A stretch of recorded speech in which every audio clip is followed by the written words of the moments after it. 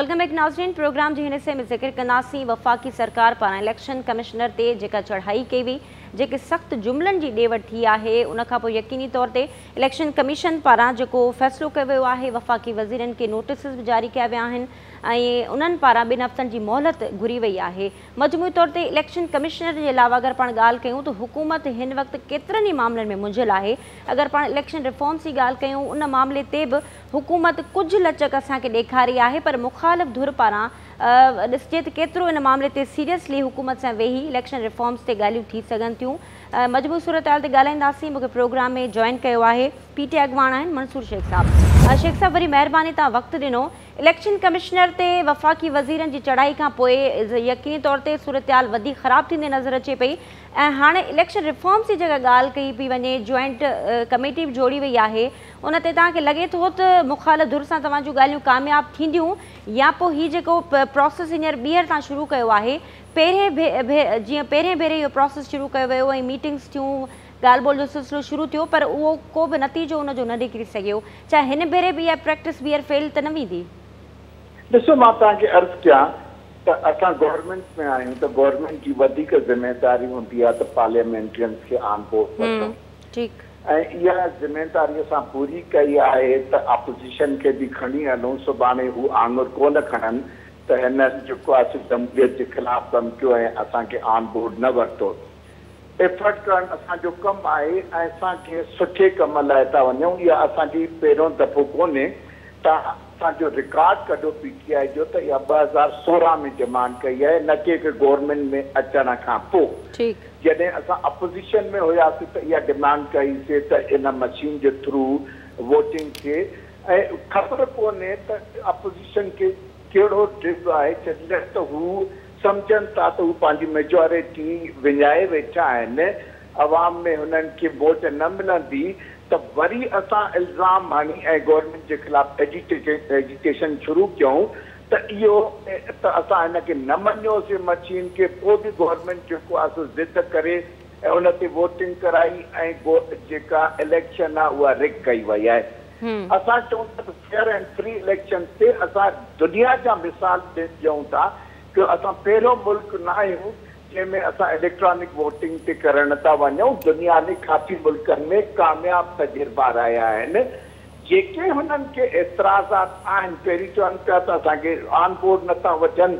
Election commission ॾिसो, election commission जेकॾहिं असांजे अंडर में हुजे हा त फेडरल मिनिस्टर्स खे कॾहिं नोटिस इशू थिया आहिनि इन्हनि मामलनि ते?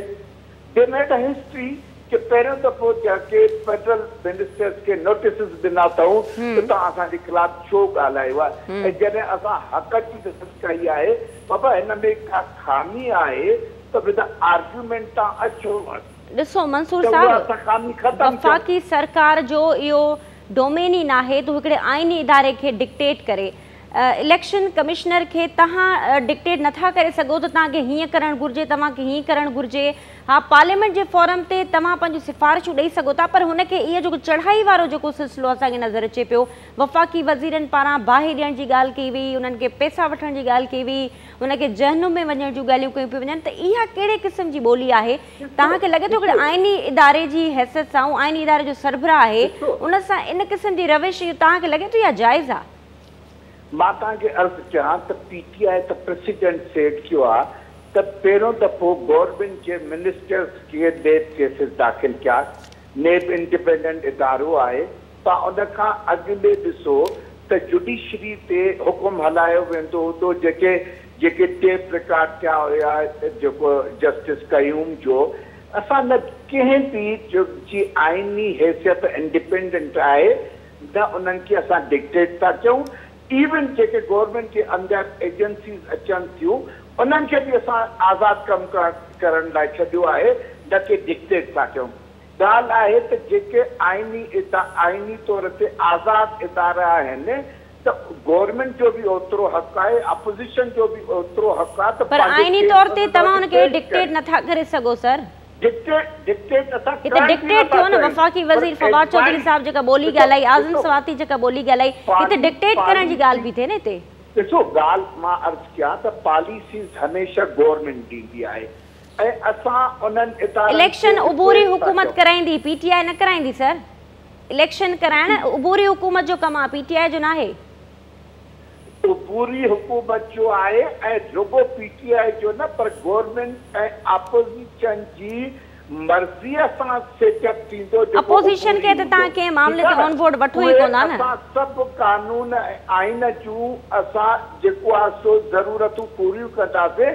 हिन वक़्तु बि असां एडवाइस था चऊं, गवर्नमेंट हमेशा पॉलिसी बहितरी लाइ ॾींदी आहे। न पर तव्हांखे इहो पुछणु चाहींदसि, इलेक्शन कमिश्नर जे मथां तव्हां इलेक्शन कमीशन जे ॿियनि मेंबरनि खे तव्हां इहो चओ था त तव्हां ॾिसो हुननि खे तव्हां डायरेक्शन पिया ॾियो त तव्हां चीफ इलेक्शन कमिश्नर जे ख़िलाफ़ ॻाल्हायो, उनखे तव्हां इहो कीअं था डिक्टेट करे सघो?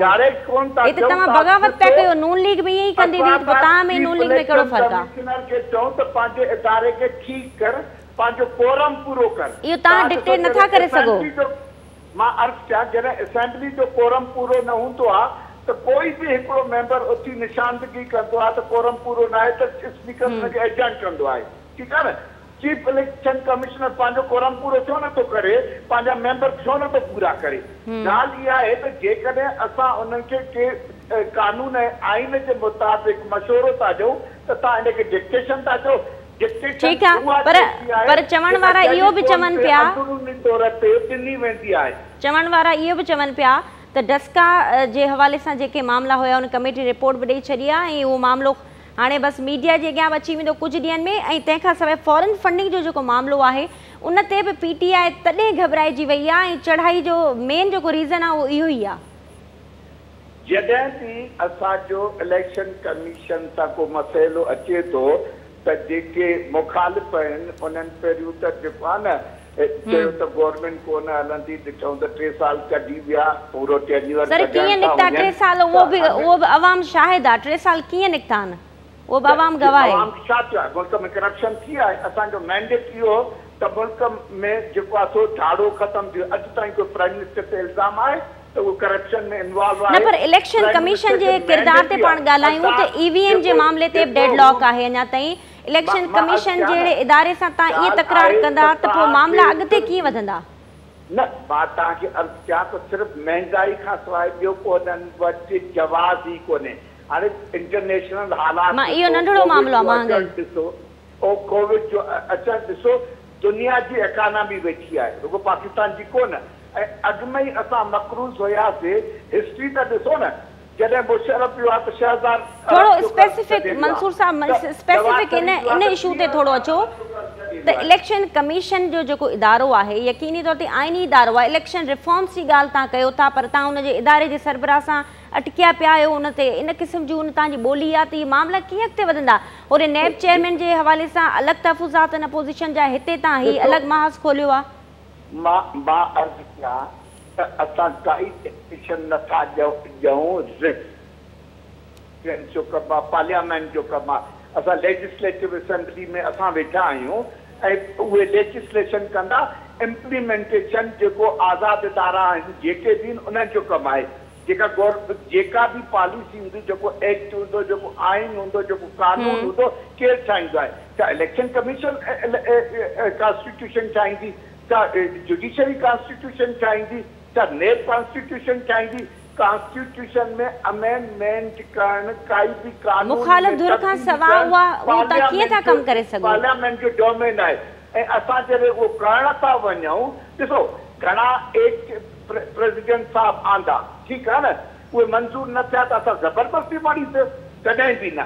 ॻाल्हि इहा आहे त असां पंहिंजो एफर्ट वठूं था, अपोज़िशन खे बि वठूं था।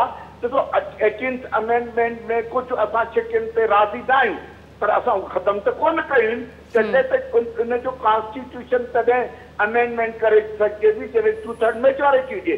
ऐं उन्हनि छिकुनि ते असां अपोज़िशन खे ऑफर बि ॾिनोसीं त अचो हिन ते वराए कंसीडर कयूं, सोचूं त ही फ़ाइदेमंद आहिनि मुल्क लाइ या न आहिनि। त जेकॾहिं उनखे बि चवंदो त असां डिक्टेट था कयूं, त डिक्टेशन न आहे। जॾहिं हू 18th अमेंडमेंट खणी आया त तव्हां ॾिसो त कॉन्स्टिट्यूशन में केॾी तब्दीली, उहो कंहिं कई? असेंबली कई। त ॻाल्हि आहे त असेंबली जॾहिं उनजी थिंक टैंक सोचींदी ऐं उहा जॾहिं खणी ईंदासीं त उहा का आज़ादु जेको बि इदारा आहिनि उन्हनि में मुदाख़लत न आहिनि। हुनखे कहिड़ो भो लॻो आहे? असेंबली पंहिंजो हक़ इस्तेमालु करे सघे थी त काई बि अमेंडमेंट करे सघे थी, कोई बि कानून पास करे सघे थी, ऐं जेको कानून पास थींदो उन खां पोइ आज़ादु इदारनि खे उन ते अमल कराइण जा पाबंद हूंदा। इहे आज़ादु इदारा पंहिंजो कानून नथा ठाहे सघनि। कहिड़े कानून में लिखियलु आहे, कहिड़े आइन में लिखियलु आहे त के बि आज़ादु इदारा आहिनि उहे डिक्टेशन न वठंदा, पर जेको बि हुकूमत कानून ठाहींदी, जेको बि लेजिस्लेटिव असेंबली कानून ठाहींदी उन ते उहो अमल करण जा पाबंद हूंदा। ठीकु आहे मंसूर शेख साहब, वरी महिरबानी, तव्हां पंहिंजो मौक़िफ़ ॾिनो। नाज़िम मंसूर शेख साहब ॻाल्हि कई ऐं यकीनी तौर ते इलेक्शन कमिश्नर सां जेके हिन वक़्तु PTI जे वफ़ाक़ी वज़ीरनि पारां जेके ॿोली इस्तेमालु कई वई आहे, यकीनी तौर ते आइनी इदारे जी हैसियत सां शो कॉज़ नोटिस बि जारी कया विया आहिनि। ॾिसिजे त इन मामले खे हुकूमत कीअं डील करे थी।